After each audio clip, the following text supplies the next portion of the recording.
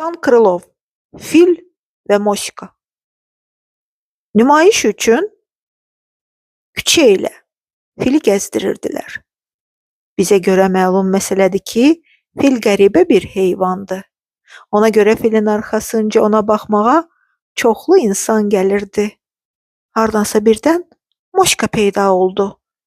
Fili görüb üstünə cumdu. Hürdü, dişlərini qıcadı. Elə bil fillə dalaşmaq istəyirdi. "Bəsdir qonşu, sakitləş!"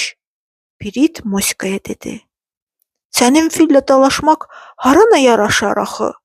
Bir bax, sən hürürsən, o isə irəliləyir.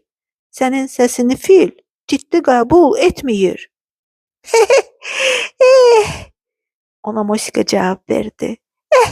"Elə istədiyim də budur ki mənim savaşsız, davasız dillərə düşüm.